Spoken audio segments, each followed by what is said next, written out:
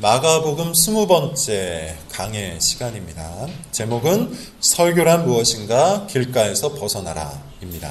설교에 관한 사전적 정의 중에 이런 것이 있습니다. 어떤 일의 견해나 관점을 다른 사람이 수긍하도록 단단히 타일러서 가르침. 다소 부정적인 의미죠.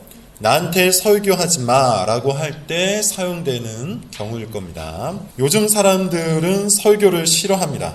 굳이 통계를 이용하지 않더라도 누군가 자신을 가르친다는 사실 자체를 요즘 사람들은 매우 싫어하죠. 심지어 그것이 나에 대한 폭로와 정죄가 포함된 가르침이라면 더욱더 싫어할 겁니다. 그래서 사람들은 자기가 원하는 설교를 찾아서 대거 이동하곤 합니다. 말세의 현상이에요. 바울이 이미 예언했던 현상이기도 합니다. 디모데후서 3장을 우리 같이 한번 찾아볼까요? 디모데후서 3장. 말세를 살아가는 사람들이 이와 같답니다.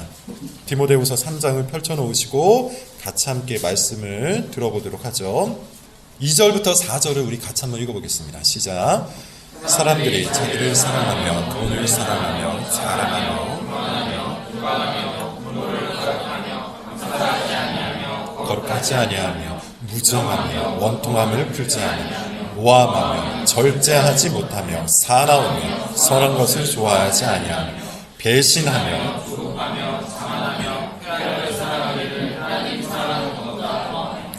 2절과 4절 처음과 끝을 보면 말세의 현상이 무엇 때문에 일어나는지 알 수가 있습니다. 한마디로 정의하자면 자기를 하나님보다 더 사랑하기 때문이죠. 자기 사랑이 하나님 사랑보다 더 크기 때문에 이와 같은 특징들이 일어난답니다. 그것이 2절과 4절 안에 있는 내용이에요. 돈을 사랑한답니다. 교만하고 무정하고 사납고 조급하고 자만한답니다. 감사가 없고요. 절제가 없고 거룩이 없답니다. 자기를 사랑할 때 벌어지는 일들이에요. 그래서 바울은 디모데에게 성경 안에 철저히 머물 것을 권하고 있죠. 그것이 3장 14절 17절의 내용이에요. 그리고 4장으로 한번 넘어가 봅시다. 젊은 목사였던 디모데에게 바울이 이렇게 말합니다. 2절을 같이 한번 읽어볼게요. 2절입니다. 시작. 너는 말씀을 전파하라. 때를 얻든지 못 얻든지 항상 힘쓰라. 범사에 오래 젊은 목사였던 디모데에게 건넨 바울의 권면이에요. 말씀을 전파하라고 하죠. 설교를 하라는 겁니다. 말씀을 가르치라는 뜻이에요. 이것은 단순히 말씀의 의미를 풀어주라는 뜻이 아니고 말씀의 교훈으로 성도들을 지도하라는 뜻이에요. 그래서 경책, 경계, 권면하라고 이야기를 하죠. 경책은 정신을 차리도록 책망하라는 뜻입니다. 경계는 잘못을 저지르지 않도록 하라는 뜻이고 권면은 올바른 일을 하도록 지도하라는 얘기예요.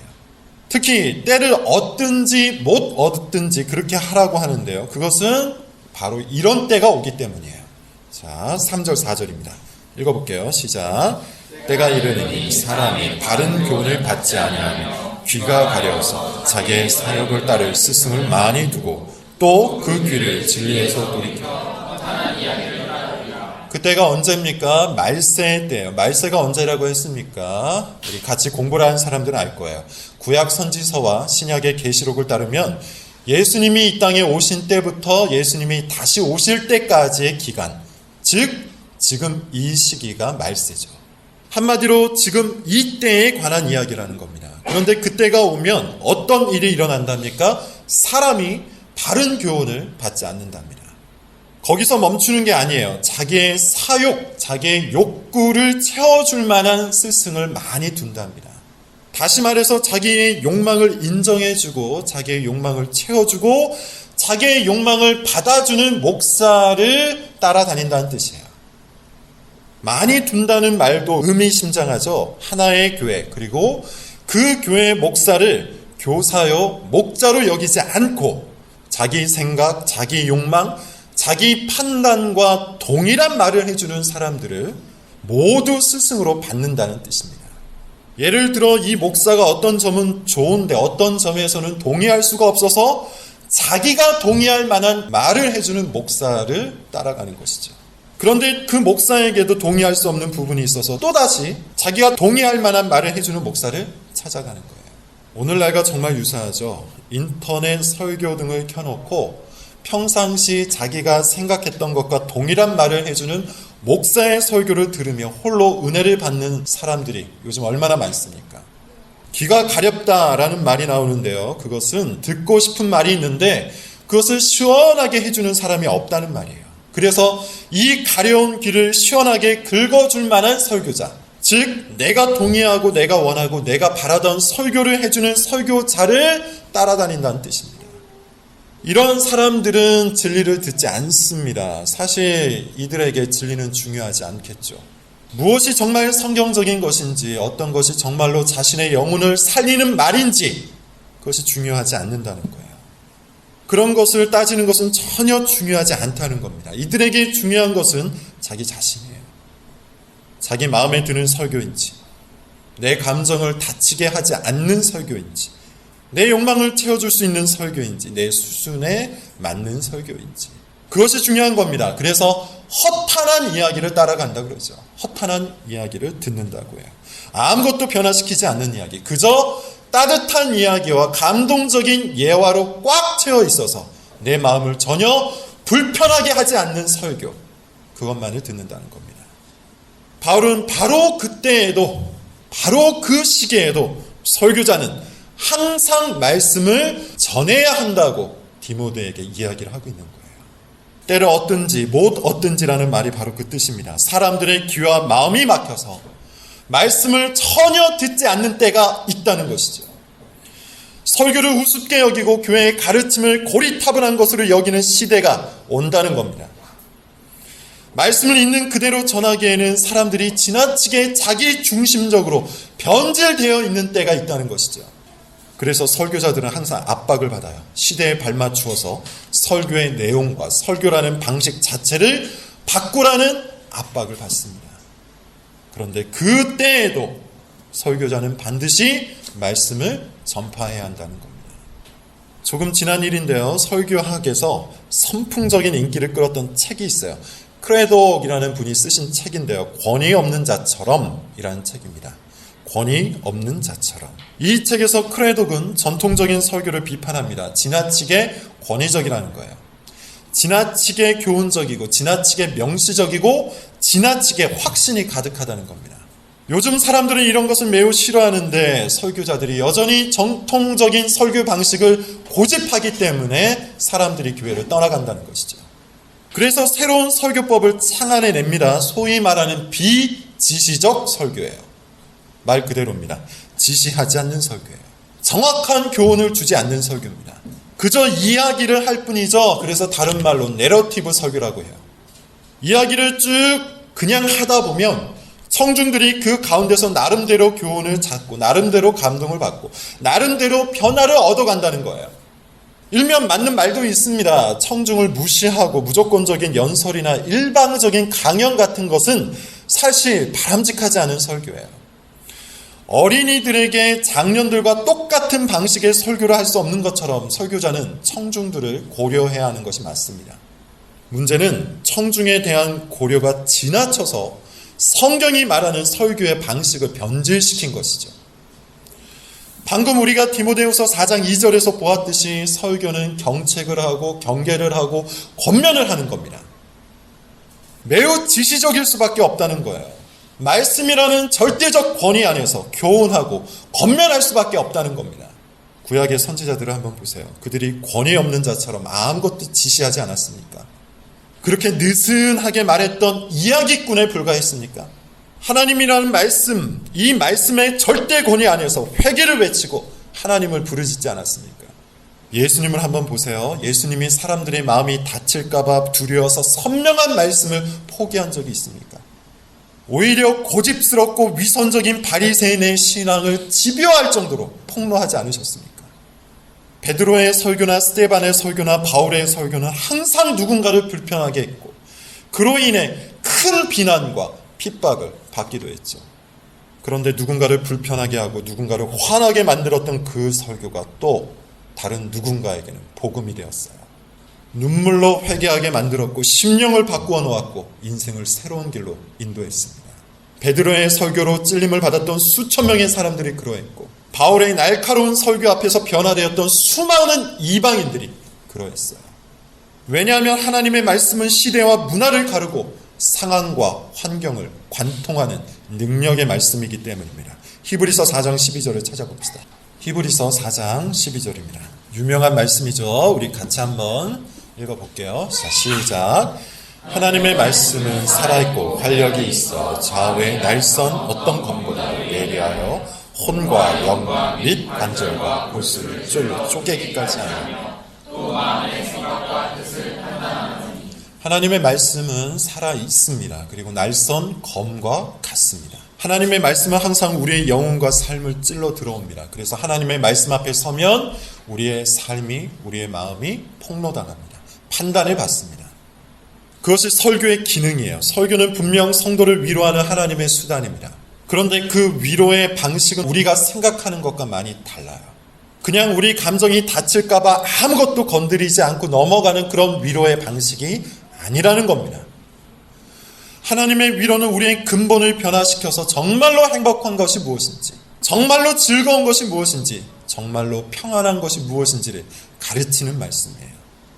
그러기 위해 하나님은 우리가 붙들고 있는 거짓 위로들을, 거짓 안식들을 폭로하시는 것이죠.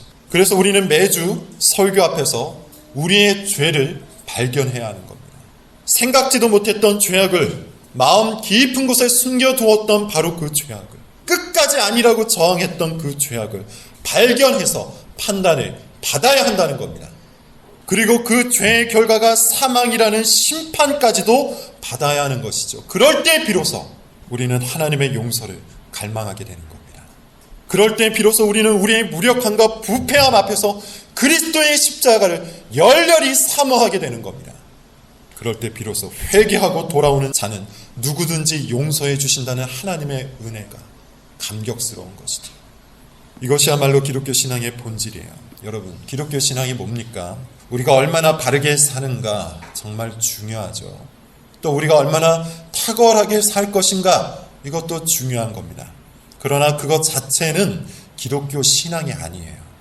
기독교 신앙은 날마다 나의 죄를 발견하고 날마다 용서해 주시는 하나님의 은혜 안에서 살아가는 거예요. 나를 높이기 위해 하나님을 이용하는 것이 아니라 하나님의 용서를 얻기 위해 나의 죄를 정직하게 바라보는 것이죠. 그런 의미에서 참된 설교는 시대를 역행합니다. 자기를 소중히 여기고 자기를 사랑하고 자기를 탁월하게 만들라는 이 세상의 교훈과 반대로 외칠 수밖에 없는 거예요. 그럴 때 비로소 우리에게는 참된 위로가 전해지고 하나님께는 참된 영광과 존귀를 드릴 수 있기 때문이죠. 그래서 여러분, 오늘도 우리는 설교를 열심히 들어야 돼요. 우리의 본성과 맞지 않다고 외면해서는 안 됩니다. 우리의 기호나 취향과 맞지 않다고 외면해서도 안 됩니다.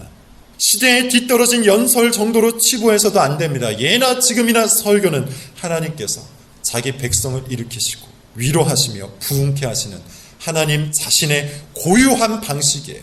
그런 의미에서 예수님도 그 많은 비유 중 오늘의 비유를 더욱 중요하게 여기시는 겁니다. 13절 다시 본문으로 와보세요. 마가복음 4장 13절입니다. 읽어볼게요. 자, 시작. 또 이르시되 예수님은 이 비유가 모든 비유의 열쇠라고 하십니다. 예수님의 비유는 모두 한 가지 주제를 담고 있는데 하나님 나라예요. 하나님 나라를 설명하기 위해 비유를 사용하시는데 그 중에서 이 비유가 다른 비유를 이해하기 위한 기초라고 하십니다. 어째서 그럴까요?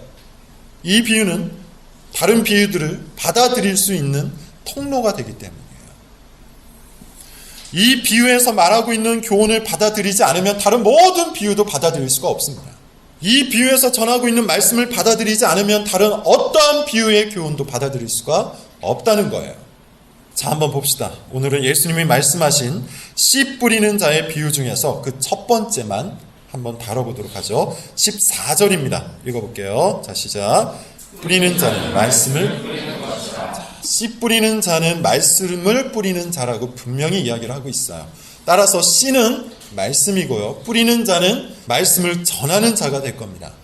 당시에는 예수님과 제자 정도가 될 것이고 오늘날로 이야기하면 설교자나 전도자가 될 거예요. 따라서 이 비유는 아주 명확한 뜻을 전하고 있어요. 말씀을 듣는 태도에 관한 겁니다. 말씀을 듣는 사람들이 어떻게 반응하는지, 그리고 그 반응은 각각 무엇을 의미하는지에 관한 교훈, 비유예요. 여러분, 그런 의미에서 이 비유는 모든 비유들의 비유가 될 수밖에 없겠죠. 수많은 비유를 말하면 뭐합니까? 많은 교훈과 가르침을 전하면 뭐합니까? 듣지 않으면 아무런 소용이 없는 거죠. 바르게 듣지 않으면 그 교훈과 가르침은 공중에 뿌려지는 연기와 같을 거예요. 아무 의미가 없다는 겁니다. 지난주에도 말했지만 다시 한번 강조를 하죠. 설교는 그 자체로 하나님께서 자신의 말씀을 전하시는 방식이에요. 설교라는 방식 자체가 하나님의 방법이라는 겁니다. 그러니 설교 안에 얼마나 커다란 진리가 숨어 있겠습니까? 그러니 얼마나 커다란 은혜가 담겨 있겠습니까? 이것은 설교자의 탁월함이나 설교 원고의 완벽함과 상관이 없어요. 물론 설교자가 가져야 할 책임을 회피하는 것은 아닙니다. 저는 지금 듣는 자들의 입장에서 성경이 가르치고 있는 교훈을 전하고 있는 거예요. 듣는 자들은 하나님께서 사용하고 계신 이 설교라는 방식에 순종해야 한다는 것이죠. 종교개혁자 루터는 설교에 관해서 많은 말들을 남겼는데 이런 말도 했습니다. 루터의 말이에요. 말씀을 무가치하게 여기는 다른 여타의 행동들, 예를 들어 습관적으로 설교를 들으며 1년 내내 왔다 갔다만 하는 사람들의 경우 1년 전보다 죄가 더 커졌다고 할 수 있습니다.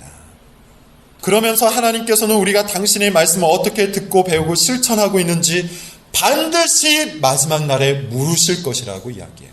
설교를 듣는 행위가 우리 신앙 활동에 있어서 매우 중요하다는 것이죠. 근본이 된다는 뜻이에요. 여러분, 이것은 상식적으로 우리 인간 사회에서도 얼마든지 이해할 수 있는 거잖아요. 누군가의 말을 잘 들을 때 그 사람과 우리 사이가 가까워지는 것을 누구든지 느낄 거예요. 제가 대학교 1학년 때부터 알았으니까 횟수로 따지면 거의 25년 정도를 안 친구가 있습니다. 그런데도 별로 친하다는 느낌이 안 드는 친구가 있어요. 만날 때마다 자기 할 말만 하는데 사실 그 말도 매번 똑같은 말이에요. 결정적으로 남의 말을 듣지가 않습니다. 제가 말을 할 때는 건성으로 듣거나 딴소리를 해요. 자기가 말을 할 때는 침을 튀기면서 열심히 이야기를 해요. 알고 지낸 세월은 오래되었는데 그 간격이 좁혀지기보다는 명확한 경계선이 그어져 있는 친구입니다. 사람과 사람 사이에서도 듣는다는 것이 이처럼 중요한데 절대자이신 하나님과 우리 사이는 어떻겠습니까? 하나님이 말씀하시면 우리는 들어야 마땅하지 않겠어요? 하나님이 말씀하시면 우리는 전 존재를 걸고 들어야 하는 것이죠. 직장 상사가 하는 말을 허투루 듣는 사람 있습니까? 나보다 더 높은 자리에 있는 사람이 하는 말을 건성으로 듣는 사람 있습니까? 하물며 하나님은 어떻겠어요? 하나님께서 말씀하시면 우리는 하나님의 말씀을 듣기 위해 몸부림을 쳐야 마땅하지 않겠습니까? 예수님의 비유는 바로 그것을 교훈하고 있는 것이죠. 그러기 위해 우리는 이런 태도를 경계해야 합니다. 혹시라도 우리가 이와 같이 듣고 있다면 우리의 설교 듣기는 그 자체로 죄예요. 하나님을 무시하고 모독하는 행위가 됩니다. 자, 15절을 보세요. 어떠한 듣기인지 어떠한 행위인지 한번 봅시다. 15절 시작. 말씀이 귓가에 뿌려졌다는 것은 이들을 가리킴이니 말씀을 들었을 때 사탄이 즉시 와서 그들에게 뿌려진 말씀을 빼앗는 것이고. 첫 번째 씨앗이 뿌려졌습니다. 첫 번째 씨앗, 말씀을 말해요. 어디에 뿌려졌습니까? 길가에 뿌려졌어요.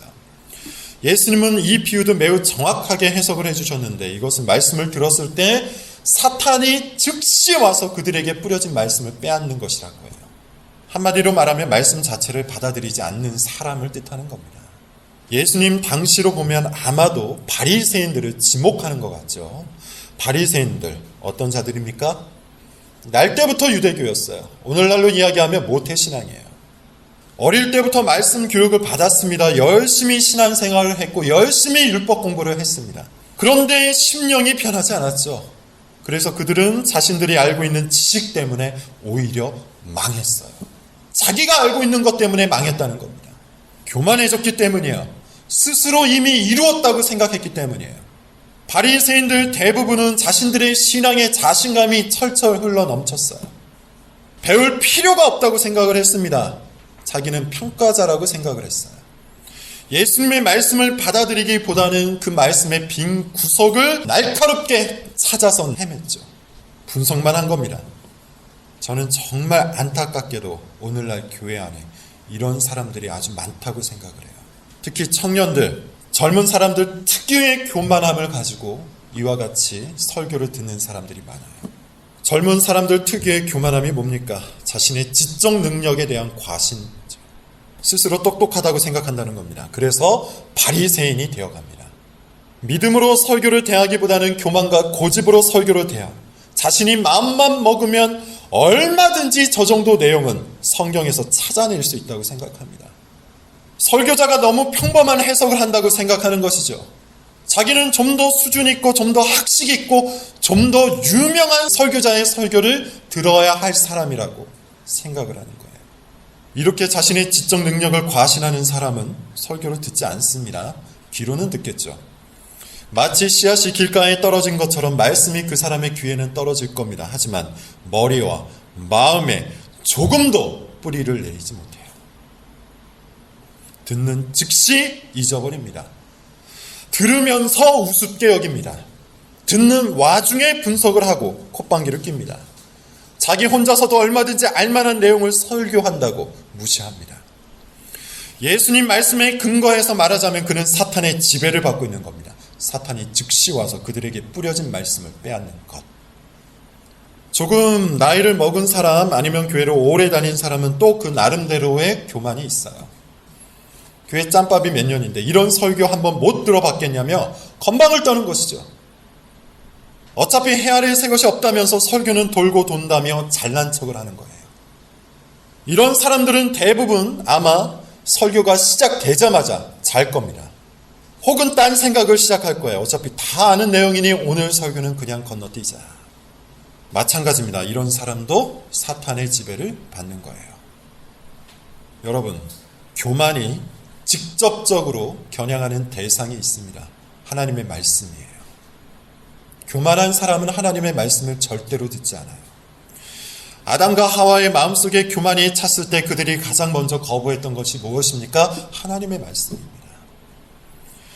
자기 소견에 옳은 대로 행했던 사사시대에 사람들이 가장 먼저 거부했던 것이 뭡니까? 하나님의 말씀이에요. 선지자들이 활약했던 시대에 사람들이 가장 먼저 거부했던 것이 무엇인지 아십니까? 하나님의 말씀이에요.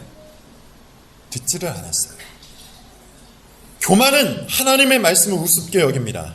별거 아니라고 생각합니다. 그냥 여러 규칙 중에 하나라고 믿어요. 교만한 사람은 말씀 아래에 서는 것을 가장 싫어합니다.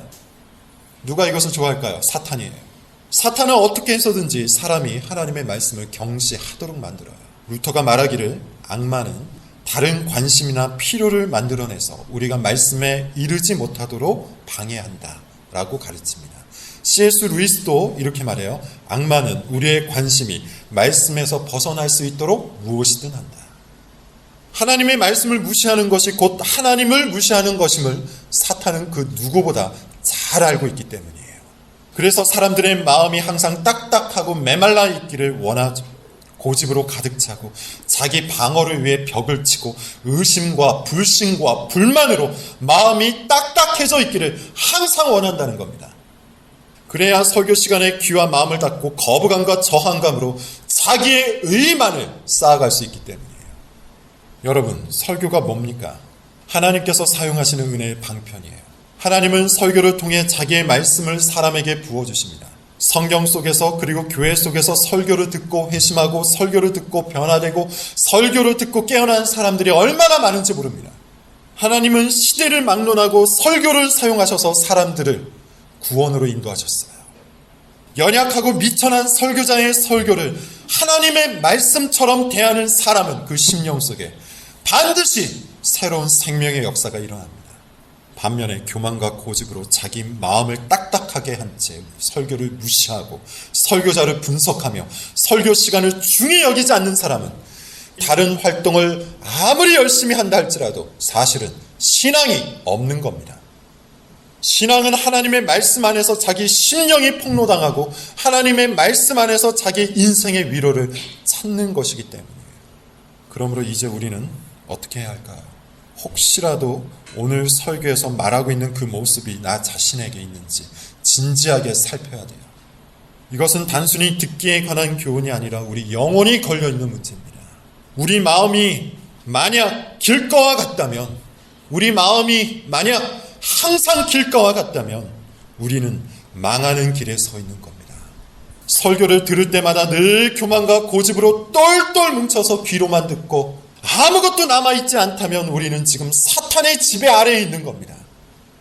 그러니 오늘 우리는 하나님 아는 것을 대적하여 높아진 모든 것을 무너뜨려야 돼요. 모든 생각을 사로잡아 그리스도에게 복종할 수 있도록 말씀을 힘써 들어야 돼요. 우리 마음을 기경해야 합니다.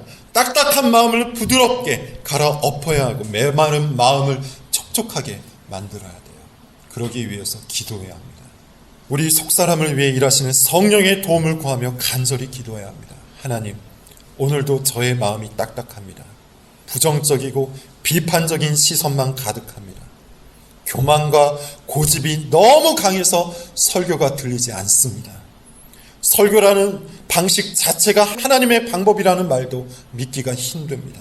하나님, 이 거만하고 어리석은 자를 위해 하나님의 영을 보내주십시오. 내 마음을 바꾸어 주십시오. 내 마음을 온유하고 겸손하게 바꾸어 주십시오. 길가에서 벗어나야 합니다. 길가와 같은 심령의 상태에서 반드시 벗어나야 합니다. 길가에 서 있는 사람은 그리스도인이 아니기 때문이에요. 위선자요, 불신자요, 하나님을 대적하는 자이기 때문입니다. 꼭 하나님께 기도하십시오. 간절히 기도하는 자에게 하나님은 반드시 성령을 보내셔서 속사람을 새롭게 하실 겁니다. 기도하겠습니다.